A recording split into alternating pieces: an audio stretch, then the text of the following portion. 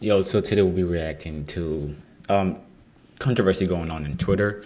So KSI, Mr.Beast, and Logan Paul created a product called Lunchly, which, if you heard the name, it sounds familiar to Lunchable.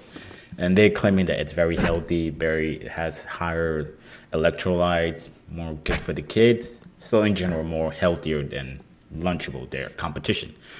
So we're going to take an intake of a doctor, a real doctor, and see if it is or if it's not, or if it's all crap. And since I'm in the fitness industry, like, we got to stay fit. Like, we got to know what we eat. So our kids, we got to know if it's good food our kids are eating. All right.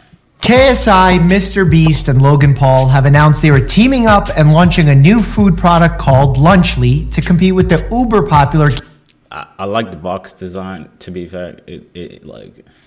kids brand Lunchables, and the reception has been less than stellar. Many creators took to social media to criticize the product and the creators themselves.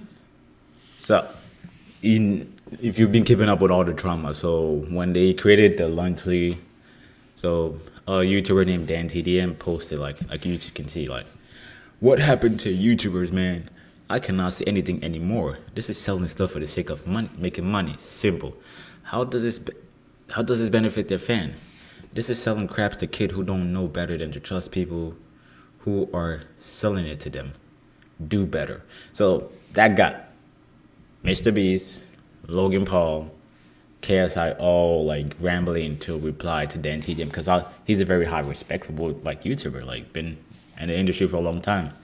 Yeah, it's crazy. So Logan and Jimmy were quick to push back on the critics with their own posts, and in the process created newsworthy headlines like, YouTube stars are coming for your kids' lunch. It's a move that has Mr. Beast, Logan Paul, and KSI teaming up to take on Lunchables. And I usually don't make videos discussing creators' products, but when terms like healthier or better for you get tossed around, yeah, we don't do that. Don't mess with the health industry. I feel it's important to set the record straight. So, in the spirit of avoiding personal attacks, let's take a look at the science of Lunchly, including a true issue with their kits I don't think anyone has correctly pointed out yet. For those who may not know, Lunchables are basically these pre-packaged do-it-yourself meal kits. They've usually got things like crackers, deli meats, cheeses, treats, and come with a little drink. And since... Well, you know what? And when I was in school, elementary school, I've never had those. I don't know why. Usually I just go with my natural PB&J. Like, who can deny a PB&J?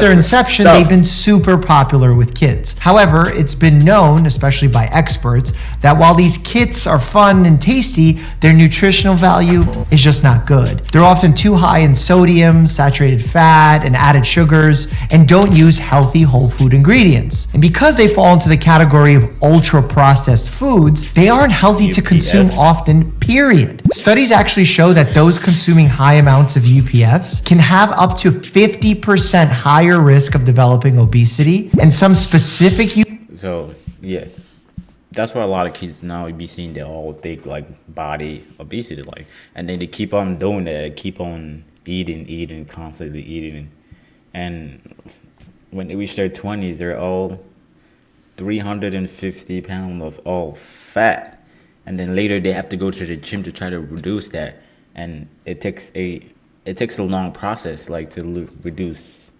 all that fat you accumulated from when you're young to where you are right now. Like, UPFs are linked to increases in cancer. I see it even in my clinic. So many of my pediatric patients are over-consuming UPFs, and it's becoming a growing problem across the country. Consumer Reports even dedicated a special feature highlighting the problems with Lunchables and why they shouldn't be consumed regularly due to health risks. My own take on Lunchables, I don't recommend parents pack them for their kids on a daily basis. A low-quality food with poor nutritional value. But now what about Lunchly? Starting with the first... So I think really it's more people that don't want, parents that don't have the time, which is not an excuse, don't have the time, don't have the care, that really just be buying Lunchables, and it's selling. Like, even though it's unhealthy for the kids, it's still selling. A lot of people still buy it. Like, First claim. In the press release announcing the product, Logan Paul was quoted as saying Lunchly is a healthier alternative and that it's a better for you lunch option compared to Lunchables. In fact, throughout the Lunchly website and social media promo posts, you'll see countless comparisons being made to Lunchables. To be honest, some of the comparisons are kind of cringe and don't make much sense to me, but maybe that's because I'm not the target demo. Flavorful combos versus standard picks? The meal kit combos are nearly identical to Lunchables. Big gestures versus mid moments? I certainly don't remember that lesson in my nutrition classes. I was more concerned with the nutritional comparisons being made anyway, so if someone was to make a healthy meal kit for kids, I would find that incredibly valuable. And in looking in the comparison, I'd be most interested in calories, which they have, protein, which they have, sugar, which they have, saturated fat, which is missing, and sodium, which is not only missing, but replaced by electrolytes. And unlike all the other macros, is only labeled potassium and only in the Prime bottle in the kit, comparing it to the Capri Sun in the Lunchables. This is a pretty weird marketing choice to label electrolytes in food products. It's such a strange choice that it even stunned fellow Dr. Brian Suterer, who tweeted, "Sodium getting rebranded as electrolytes will be taught in marketing textbooks one day." And sadly was ashamed to see Logan attack instead of starting a meaningful dialogue with the doctor, given that 400 milligrams is not the amount of electrolytes in Prime, at least in the image that Logan shared. 400 milligrams of potassium plus 5 milligrams of sodium equals 405 milligrams of electrolytes. It's not about nitpicking, it's just about being reasonable and honest to help further the conversation. Look, if I want to decide if a food is right for me, I like to be able to compare the entire electrolyte profile, which would have to include sodium. It's like having a PB&J sandwich label that says what's in the sandwich. Okay, I'm not a psychic reader, but did I just say PB&J is the best lunch? You cannot go wrong with a simple PB&J. Like, you cannot go wrong with that.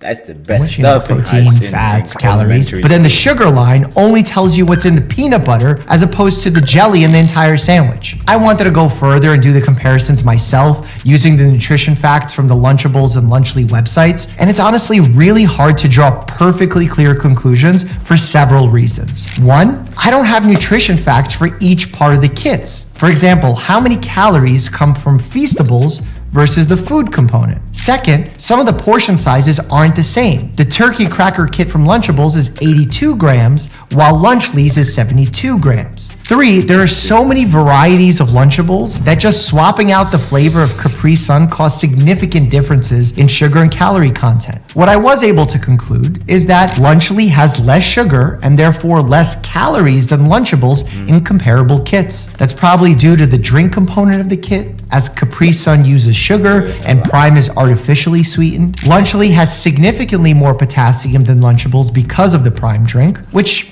I guess is good, but not something I'd regularly use in deciding if a food is an ideal lunch for a kid. Lunchly has slightly less sodium and saturated fat than comparable Lunchables. That's definitely moving in the right direction, however, both differences were fairly small. Lunchly does use real cheese as opposed to cheese product, signaling that at least one ingredient is less processed than in Lunchables, but the entirety of the kit is still considered an ultra-processed meal. Lunchly has higher amounts of A and B vitamins, which can be good, but also can be problematic as vitamin A is a fat-soluble vitamin, and kids can easily overconsume it, leading to toxicity. Being that it's fat-soluble means that you can't just urinate excess out. This has actually been raised as an issue by experts with Prime in general. Despite these legitimate upgrades, social media posts are slamming Lunchly for not being perfect. But Lunchly does not need to be perfect to be valuable for kids. It just needs to be significantly healthier in order to reduce risk. As a doctor, I use risk reduction all the time, essentially taking something harmful and replacing it with something less harmful, but still imperfect. As an example, I would never recommend starting vaping, but getting someone to replace smoking cigarettes with vaping is generally a good step down in terms of health risk. Knowing all that,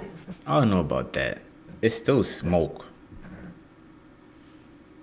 I can understand, like, I think it's less nicotine and all that, and the inhale.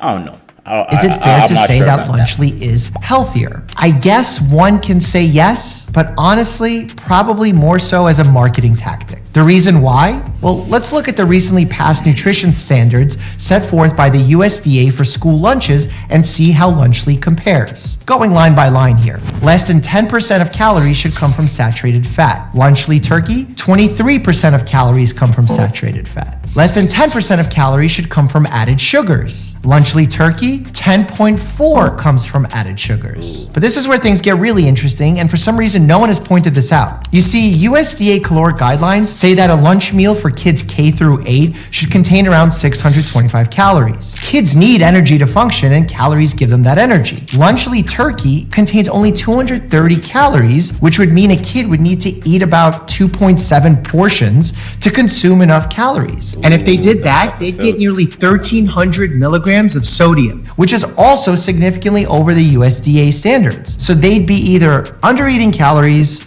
or overeating sodium. Finally, the grain guidelines state that 80% of lunch meals must be whole grain, and Lunchly turkey does not list any whole grain ingredients. It's clear Lunchly, just like Lunchables, misses the mark too many times to be considered meaningfully healthier, at least in my opinion. That being said, I do think many criticisms pointed at Logan, KSI, and Jimmy are unfair. Attacking them for trying to create a successful influencer product isn't inherently problematic. I just think if a company was truly interested in creating a healthier lunch kit for kids, the USDA standards should be the minimum starting requirements. Otherwise, we're simply propagating the problem even further. One of my hopes is that in navigating the future feedback on this company, the guys hire a health professional to guide them in making messaging more accurate. I just saw someone ask about heavy metal contamination.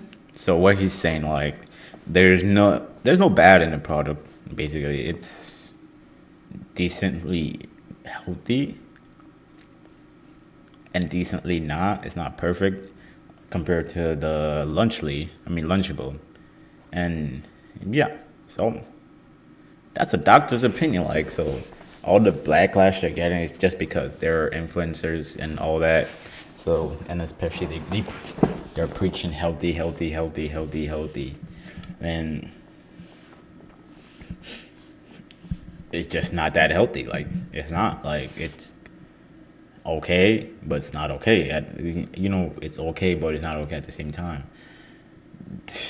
Like, And Logan responded with a video of an X-ray machine checking for foreign materials. That checks for stray objects accidentally getting into the meals, not heavy metal contaminations like we discussed earlier with Lunchables and lead. And saying a food has more electrolytes, therefore it must be better or healthier, is just not true. Foods with an incredibly high sodium content and electrolyte are not considered particularly healthy. In fact, many are considered unhealthy for that reason. I can't expect non-medical people to get this perfect, but if you're gonna stand by a children's food product being healthy, you need to hold your messaging to a higher standard. Eating a diet full of UPFs can lead to weight gain. Click here to see the harsh reality of life at 800 pounds, and as always, stay happy and healthy. right. I like this doctor. If he was honest, not biased towards no party. So, yeah, there is a little. Let's just say he's a little bit better, a little bit not. Like, so you gotta eat more. You gotta eat more of the product to get that baseline of like the school lunch like calories, which is like 500. So that means you gotta buy more, which means they'll make a lot more profit with the high. You see what they did like there? Okay, they promote less calories, but they know that kids needs calories, kids needs energy to function. Like, and doing it there, like that's what I'm saying. I am promoting PB&J. Like, if PB&J like sponsor me, I'll promote PB&J. It's the bomb. Like, best out, like, easy to make, busy parent. Just slap the peanut butter, slap the jelly, slap the bread together, kid out of lunch. Like, easy like that. You don't need to go buy Lunchly. You don't need to go buy Lunchable. Old bread, old peanut butter, and old jelly will serve you well. Anyway, Thank you guys for watching the video. If you have any opinion on what the beef going on, you can always leave it in the comment section. If you think that Lunchable or Lunchly is better than one of the others, I want to see in the comment section. Peace out.